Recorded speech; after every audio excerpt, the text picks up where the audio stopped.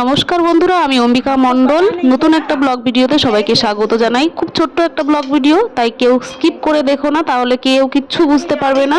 তোমরা যে যেখান থেকে ভিডিওটা দেখছো না কেন, আশা করি সবাই খুব ভালো আছো, আমিও খুব ভালো আছি। আজকে হচ্ছে লোভনীয় খাবারের রেসিপি নিয়ে তোমাদের সামনে চলে এসেছি। হ্যাঁ, সম্পূর্ণ রেসিপি হয়তো দেখাতে পারবো না, মাঝে মাঝে একটু একটু শেয়ার করতে পারবো।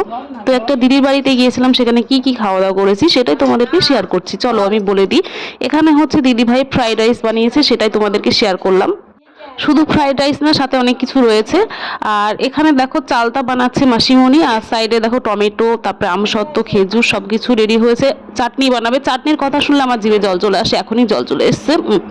তারপরে হচ্ছে এখানে দেখো পনির বানিয়েছে দিদি ভাই, ঠিক আছে। পনিরটা খুব সুন্দর হয়েছিল, মানে খাওয়ার পরে আমি যদিও মানে ভিডিওটা শেয়ার করছি, হেভি হয়েছিল খেতে সবটা, ঠিক আছে। অনেক কিছু আরও খাবার ছিল, শেয়ার করতে পারিনি।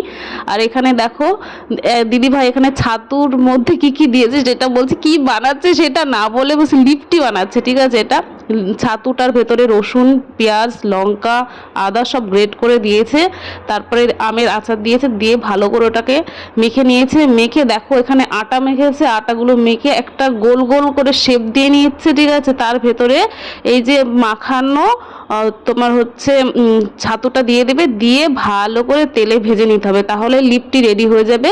দেখো কিভাবে করছে, তোমরা দেখতে থাকো। যদিও আমি বানাইনি, দিদিভাই দুটো দিদিভাই একসাথে বানিয়েছে, আর আমি ভিডিও করেছি, ঠিক আছে। আমি হয়তো ভালো করে বোঝাতে পারলাম না, তোমরা ভিডিও দেখে বুঝে নিও, ঠিক আছে।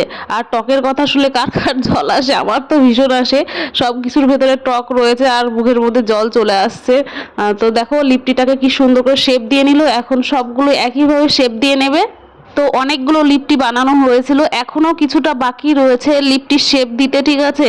তো এরপরে সবগুলো বানানো হলে, সবগুলো হয়নি, কিছুটা হয়েছে, তখন তারপরে দিদিভাই দেখো একটা কড়াইয়ের ভেতরে সাদা তেল দিয়েছে, সেই তেলটাকে গরম করার পরে হালকা আছে লিপটিগুলোকে ভাজতে হবে। খুব জোরে দিলে কিন্তু পুড়ে যেতে পারে, ঠিক আছে। যদি কেউ ফুল রেসিপি পেতে চাও তাহলে আমাকে একটু বলো, তাহলে যখন আমি দিদির বাড়িতে যাব দিদিকে বলবো তুমি আবার বানাবে, আমি ফুল রেসিপিটা দেখিয়ে দেবো। দেখো কত সুন্দর ভাজা হয়ে গেছে। তো বন্ধুরা, একটা দিকে খেয়াল রাখতে হবে, যখন তোমরা লিপটিগুলো ভাজবে তখন কিন্তু গ্যাসের আঁচ হাই ফ্লেমে কখনোই দেবে না, লো টু মিডিয়ামে রাখবে, তাহলে ভালোভাবে ভাজা হবে, আর না হলে কিন্তু পুড়ে যাবে, ভেতরে কাঁচা থেকে যাবে। তো যাকে দেখো একটু ভেঙে দেখানো হচ্ছে, কতটা সুন্দর হয়েছে, ভীষণ গরম, ভাঙা যাচ্ছে না। তো খেতেও ততটাই সুস্বাদু হয়েছে, ঠিক আছে। তোমরা সবাই একটু বাড়িতে ট্রাই করো, আশা করি ভীষণ ভালো লাগবে। আর যারা জানো তো তারা তো জানোই, দিদিভাই একটু খেয়ে দেখাচ্ছে, রিয়াকশানটা দেখো, গরম, ভীষণ গরম।